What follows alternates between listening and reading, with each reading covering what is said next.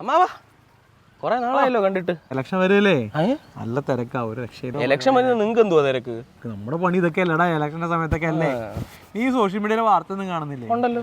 എന്നാലേ ഓരോ വാർത്തകൾ കാണുമ്പോഴാ എന്റെ പൊന്നേ സുരേഷ് ഗോപി എന്താ ആലോചിച്ചോണ്ടാ, എന്താ കാശ് കെട്ടായിട്ടാണ് എണ്ണി കൊടുക്കണം ഓരോ വോട്ടിനും.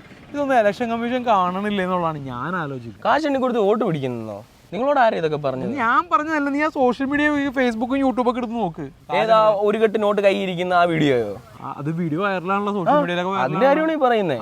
നിങ്ങൾക്ക് ഒരു മാറ്റവും ഇല്ലല്ലേ? സംഭവം എന്നാന്ന് വെച്ച് കഴിഞ്ഞാൽ പുള്ളി ഇലക്ഷൻ പ്രചരണത്തിന് ഇറങ്ങിയപ്പോൾ കളിമൺ പാത്രങ്ങൾ ഉണ്ടാക്കി വയ്ക്കുന്ന ഒരാളെ കണ്ട്. അപ്പോൾ പുള്ളിയുടെ ഒരു പാത്രം മേടിച്ചതിന് ആ പൈസ കൊടുത്തതാണ്, അല്ലാതെ പുള്ളി വോട്ട് മേടിക്കാൻ പൈസ കൊടുത്തതൊന്നുമല്ല. നിങ്ങൾ ഈ വ്യാജ പ്രചരണമൊക്കെ നിർത്തി കേട്ടോ. ഇലക്ഷൻ കമ്മീഷൻകാർ നോട്ടം ഇട്ടുണ്ട് ഇങ്ങനെ വ്യാജ പ്രചരണം നടത്തുന്നവരെ പിടിച്ചകത്തിടും. അതിനുള്ള വകുപ്പും ഉണ്ട് കേട്ടോ. നന്നാവും ഇനിയിലും ഒക്കെ. എന്നാ